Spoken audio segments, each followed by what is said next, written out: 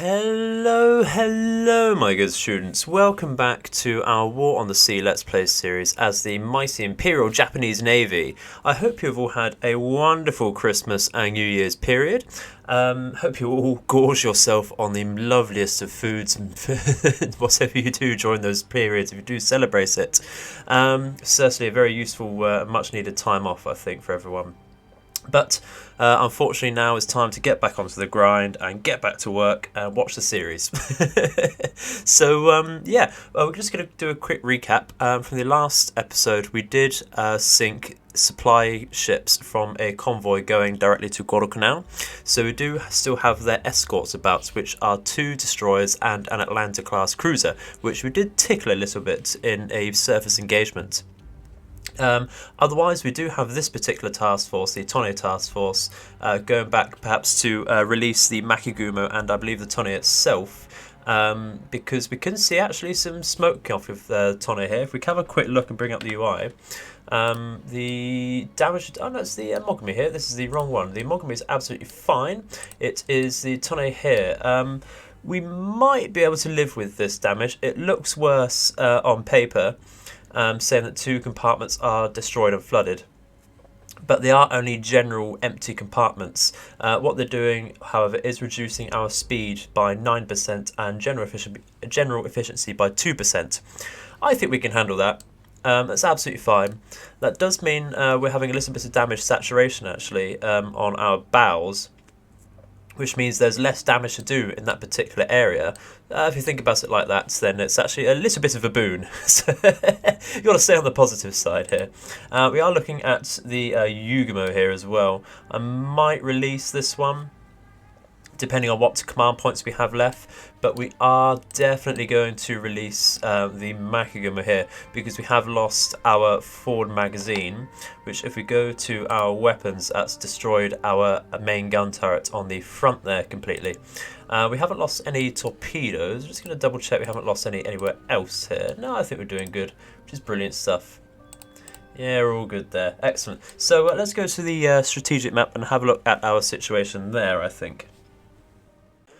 Alrighty then, so the time is 2 in the afternoon on the 18th of September 1942. This is the 42nd day into our campaign, so just over a month of game time has passed, which is brilliant stuff. We've not made a huge amount of progress in holding Guadalcanal. In fact, we've made losses in that area. We are tasked with building Guadalcanal's airfield to a level 5. We have just got it to a level 2. And we are still fighting to maintain it. That should carry over fairly easily though, as long as we make sure nothing else lands there. We have of course lost the Florida Islands. They've taken Malacca, and the Russell Islands as well. We will be looking to take those back, I think, in the near future once we get resupplied with troops. In fact, we might be able to just nick some troops off of things like Borpop here, Buka and Bougainville. Perhaps we can do that, although that does leave them very open to maybe even submarine landings, which we experienced on the Shortland Islands, which I might actually shore up a little bit first. We do have the task force here, which was used to upgrade Guadalcanal. We're going to release the Nippon Marus because I don't think we're going to get resupplied. My maths is not great at the moment. I don't think we're going to get resupplied for some time. But I want to use what we do have, I think. We'll see what time this is when we get to Rabaul. We're going to use some troops and supplies to shore up Shortland Islands, I think. So, with that being said, we also have the Shokaku's task force here chasing down the Atlanta and the 2 destroyers and generally patrolling round. These zeros are going back to Guadalcanal, which we can use now to use launch vowels and zeros from. So, I'll see you in a minute when we have engaged some enemy forces. Welcome back everyone. We have just found on the strategic map contact of the oh, they're right on top of us. Yeah, the Atlanta and the 2 destroyers here with our I-15. How many torpedoes do we have left? We have 10, so we are able to strike them. Our position, they are off our starboard bow though, and they are right on top of us.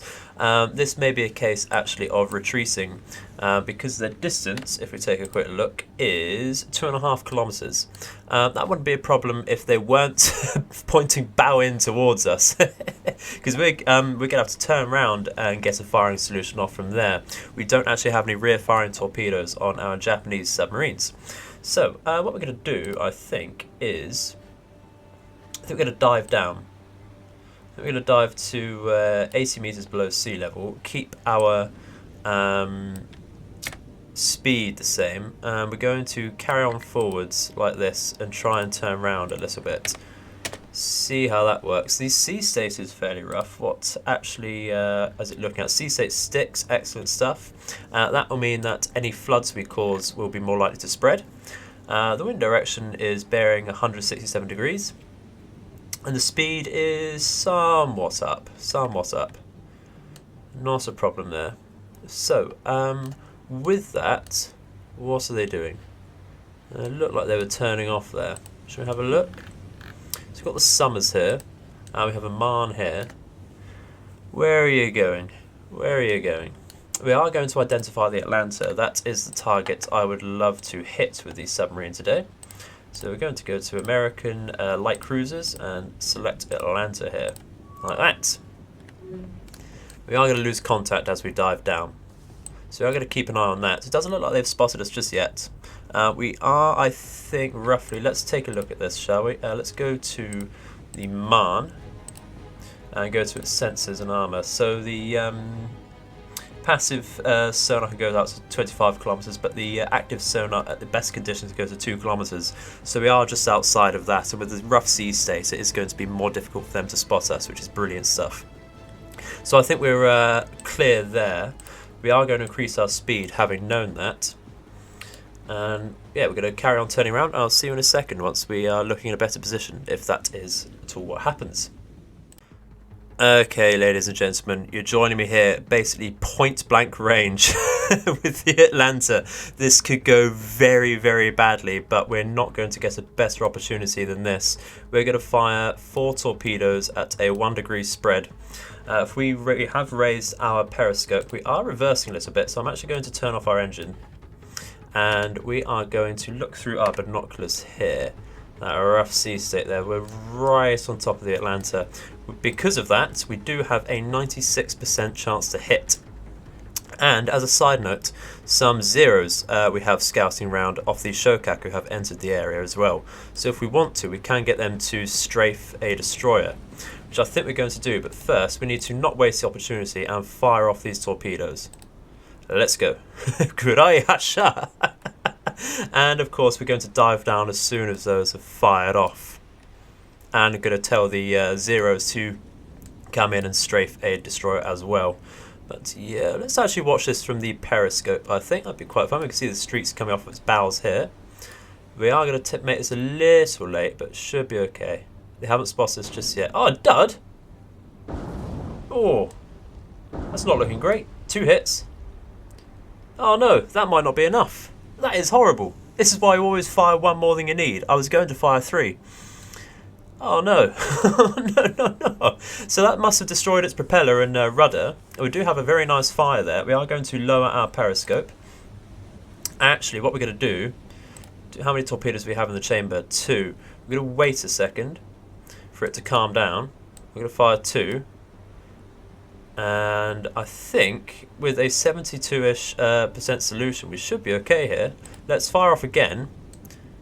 Be very greedy, and then we're going to downscope and dive, and get a course down over here. Brilliant stuff. Where are our zeros? And how are these torpedoes going to look?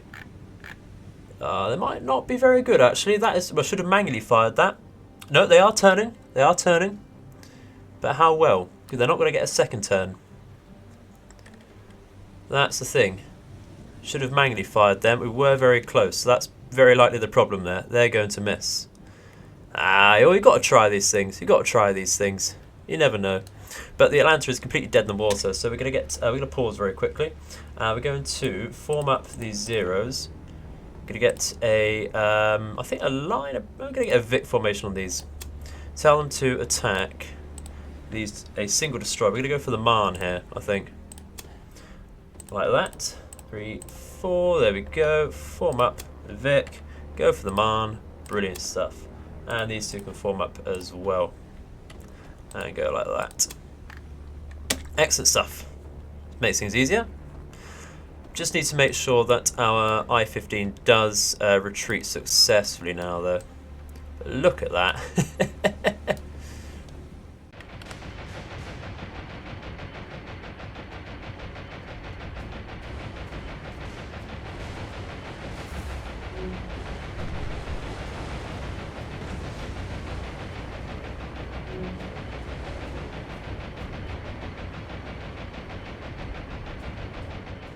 Okay, so it did lose just a couple zeros in that strike, which I think is fairly acceptable. It does appear that we have destroyed a magazine or caused quite a lot of damage in that particular area of the Atlanta, because all of these mounts in the rear of the ship are completely disabled. They were not firing at all at our zeros.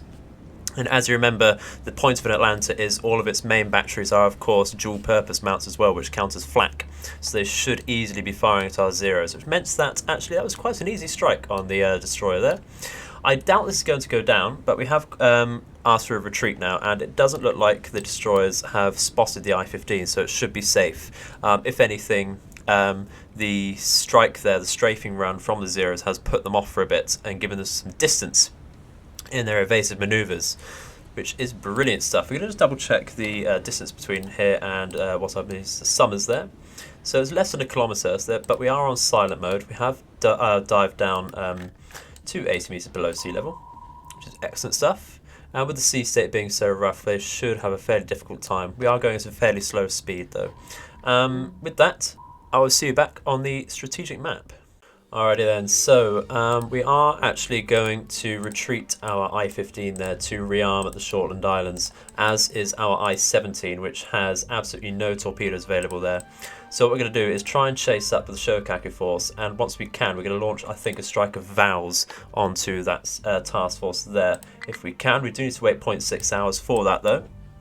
So let's continue on and see what happens. We do just see a scout plane going by there.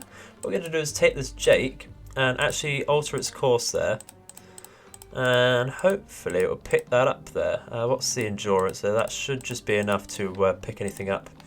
We can see now exactly where that force is because of our sensor range on Guadalcanal. We don't unfortunately have any valves available because we lost those in a previous strike. We are going to double check what the Shokaku is at, so we've got to wait another 0.6 hours still. Not a problem. How close is everything to Red Bull? Still quite a way away. So let's keep, not going to fast forward this. They are going straight. And we do see another scout plane coming down. This is rather troublesome.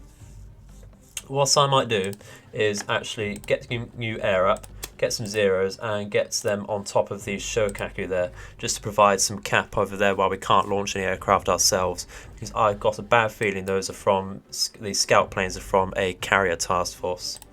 So we're going to carry on. It doesn't look like they're bypassing the islands here, and Shokaku is now ready to launch, so we are going to go for some vows.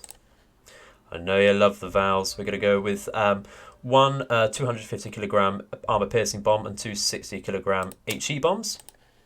And I'm going to go right over here. Should be a fairly easy strike. The Atlanta, like we said, has lost half of its weaponry. We're going to just change their course a little bit like that. Get right over them. And go into tactical like that. Should be right on top of them. Excellent stuff. The sea state, or the weather is fairly late, so we shouldn't come into contact with any enemy aircraft soon. But yeah, never know. We do also, of course, have some zeros available still as well, which is brilliant stuff. I'm not going to rely on them though. We can see the enemy right in front of us. So what we're going to do, actually this is a very advantageous position, because if the state of the Atlanta, which it does appear to be, is still the same, the rear is now the optimum position to attack from, because these guns are out. Excellent stuff. So we're going to take these valves, we're going to line them up, actually in a Vic formation. I'm not going to go line ahead, which might appear to be the best route, but it does mean that all of the bombs drop in one specific location. So actually what we're going to do is get one group of valves to form up like that and go for or two of them to go for the Atlanta, and one actually to go for a destroyer. I think we're going to go for the Marne because that's the one we hit last time. It did do some moderate damage to that actually. It did appear to have some decent fires on there. So they're going to attack like that, I think. We're going to keep the zeros, of course. Where are they? Yeah, they're so far. We can actually see our task force here waiting. So I'm just going to make sure, because they're looking like they're going to crash into... they're going to beach themselves there. So just change that. And we'll watch this.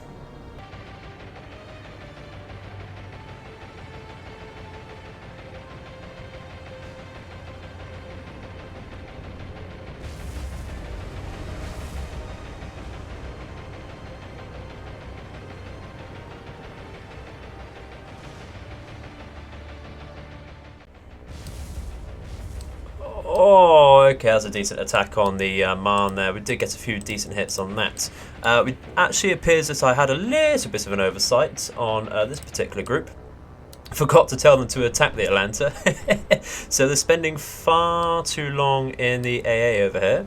So we may actually lose a few of them, which is rather a shame. Absolutely my fault though, complete oversight there. Let's just watch this here. Should be okay. Doing good so far. Come on, my dudes, they're dropping. Excellent stuff. Got all the bombs off. We did lose one in the end. Right in the midships. That should not be too bad. It was only 3 hits though. Might not sink it, we'll see. That will come down to any fires and floods we've set. I'm not going to bring in the zeros like I said, but if I really wanted to, we could bring in our surface fleet here.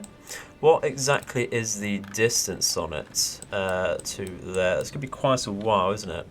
That is, yeah, 50 kilometers away. I don't think we're going to be able to bring them in anytime soon.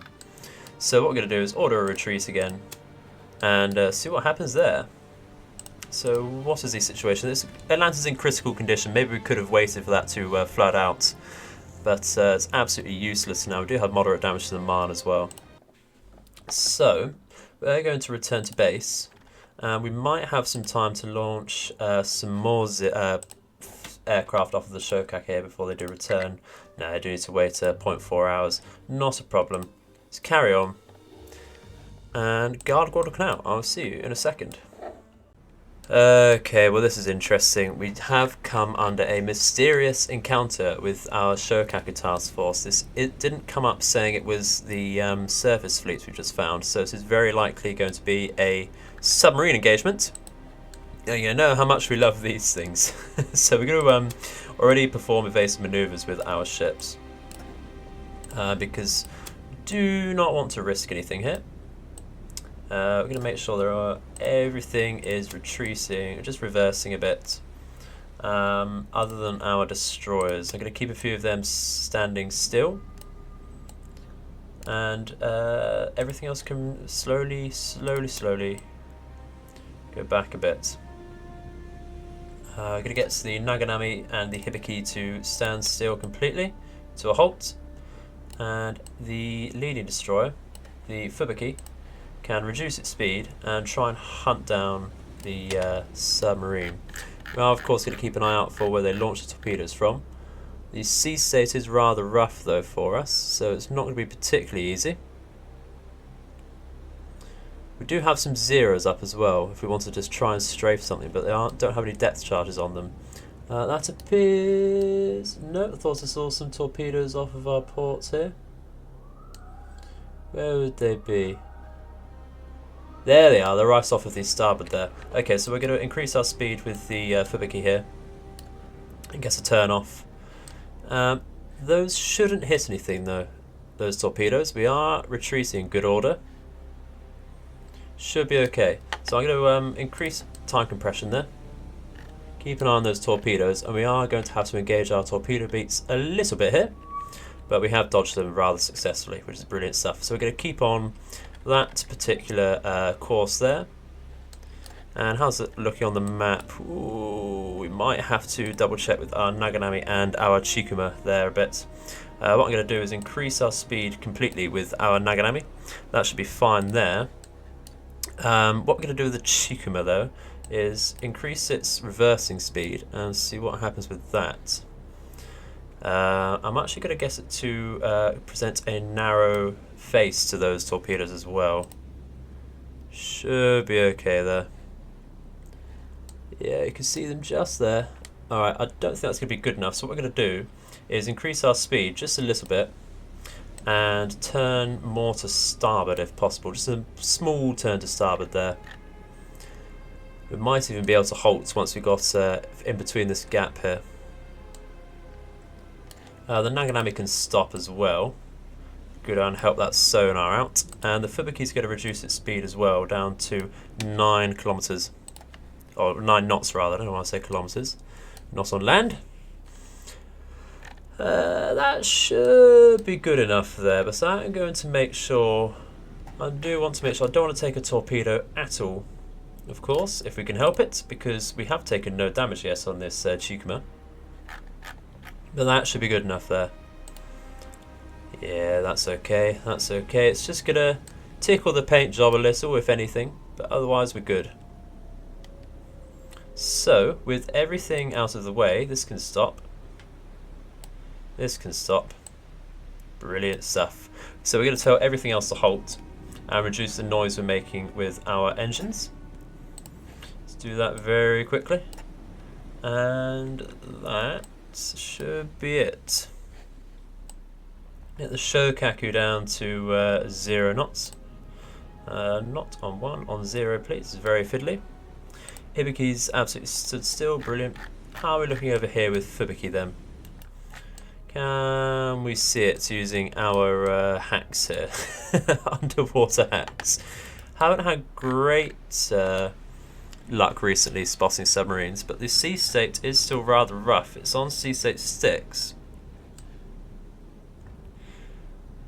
Might want to bring the Hibiki up actually, over this direction, and that can move at, let's put it on 13. Compress time a little to speed things up rather. We'll have a look underwater. I'll come back to you in a minute if we do engage it or if we do decide to retreat. Okay, so we did decide to retreat from that. Unfortunately, we just couldn't find any submarines there, but we do now know that one is lurking around. So it's very likely they'll land something on either the Florida Islands or Guadalcanal. But we are going to bring our Shokaku out and scout around here. Just double check what's going on with those scout planes we saw. In the meantime, our Jake did spot what we possibly saw the other scout plane from in this direction. There's 2 light cruisers, 2 destroyers and another 6 merchant ships. So we keep an eye out for them in the future. Very likely going for Guadalcanal. So I'll see you back in a second. It is night time now, so we won't be able to get any planes off in a second. So otherwise, I'll see you in a minute. Hello, hello, welcome back everyone. We have finally made it to Rabaul with our Tonne task force. So what we're going to do, I think, is actually, like I said, keep Tonne fine as it is. We are going to release our 2 destroyers though. So we're going to go over here, release and repair the Makigumo and the Yugumo. And that brings us up to 71 command points. I think what we're going to do is actually bring in, of course, I think 3 destroyers here. So we're going to go to Rabaul, New Sea, we're going to Japanese destroyers, of course. What we want, I think, are destroyers for gunfighting, so perhaps more Yugimos, possibly more for torpedoes, I think.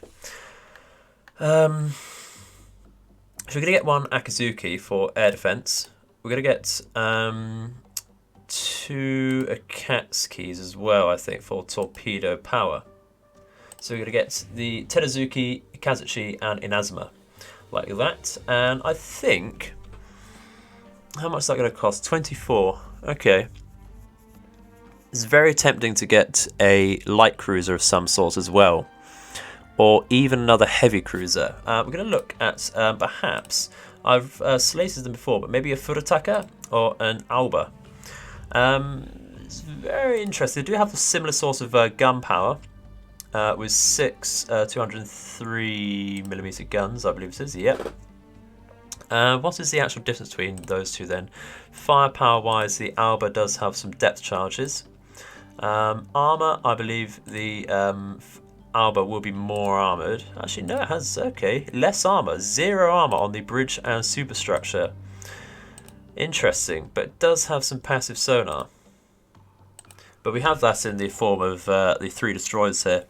Tell you what, yeah, let's go for a Furutaka. That'd be interesting. But we'll still use that. Let's get that one out. So that does use most of our command points there, but I think it's absolutely acceptable. Let's do that and merge group with like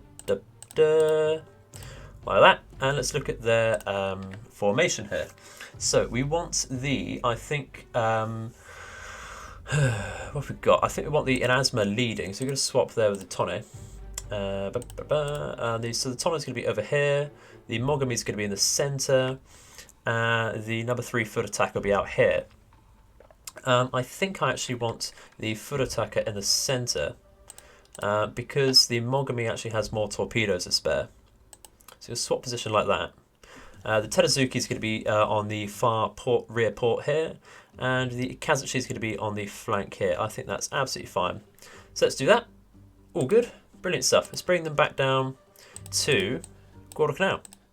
And of course, not long after, we have finally sighted, or caught sight again, of that second merchant convoy. So what we're going to do, I think, is launch some... do we want Kates or Vals? Kates or Vals? That is the question. I think we're going to launch some Kates off. Like this. And we're going to go for the merchant ships first to scout out what they have. Of course, the light cruisers and destroyers should be a very easy target for the surface fleet we have. And in previous engagements, we have seen that if we go for a full surface engagement, the merchant convoy, which as it really should do, retreats immediately. Does sound like rain though. What's the sea state like? It is still 6, so any floods we get will be brilliant. What have we got here though? A Perth. Interesting, we haven't seen one of those for a while. We do have another Cleveland. Oh, they've got so many Clevelands, just far too many. What sort of destroyers we got though? It's a Gridley or a Bagley off the top of my head. And that's another Fletcher. Oh, so many Fletchers as well. Isn't it something like 127 Fletchers or something? Disgusting stuff.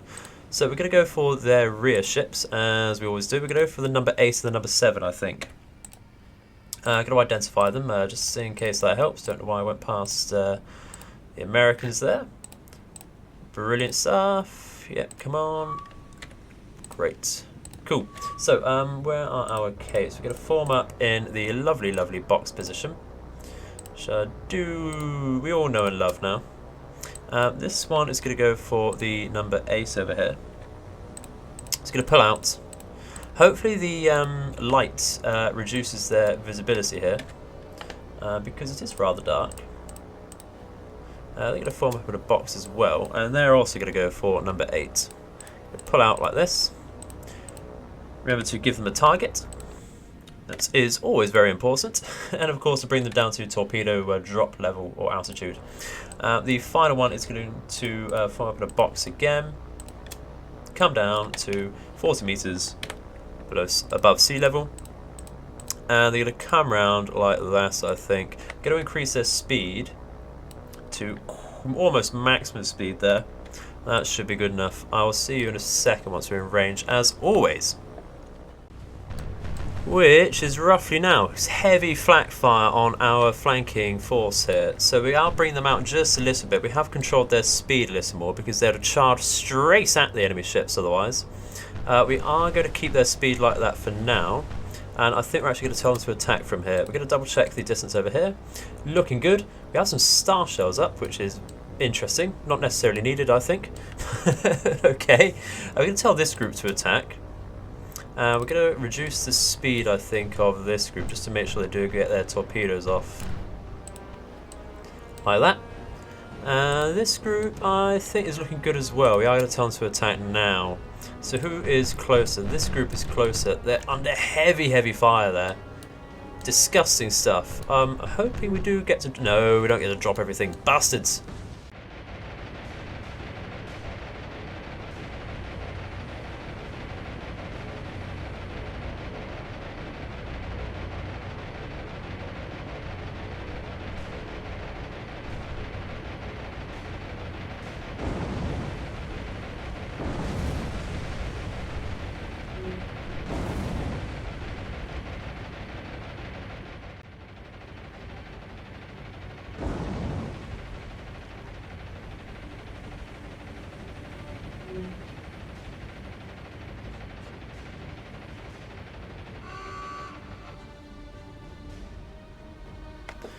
Brilliant, brilliant, brilliant, brilliant stuff. What we're guessing here, maybe one more hit on the port side of this one. That'd be great. Excellent stuff. That might be a sunk ship then. Wasn't looking great before. We only got 2 on the starboard, but there we go. The sound of victory. And this appears to be taking shells. Why is that? Are we in range with our surface fleet? Might be, actually. Might be. But no, it's 30 kilometers away. We shouldn't be in range. But Congo appears to be firing. Let's just double check that. What is the range of the Congo there? Okay, 35. That'll be what's shooting them then. Okay, interesting. We could try and take this. We would certainly win. But I think we're going to retreat here. We're going to retreat and get some more air power up, maybe some valves, and then we'll try and hit the cruisers here. I think would be a decent idea, because then hopefully they'll retreat the supply ships. So let's do that. I'll see you back on the strategic map. Alrighty then, but I think the conclusion of that battle is something for the next episode, ladies and gentlemen. That may be rather a long engagement there. So I'll see you then. Thank you very much for watching. I do very much appreciate it. If you've enjoyed the episode, please do comment your feedback in the section below, and possibly subscribe if you are enjoying it so far. And looking forward to the upcoming drama with the next engagements. So, having said that, thank you again very much for watching. And I've been the Edified Gamer. I hope all your nights and days are auspicious. Goodbye.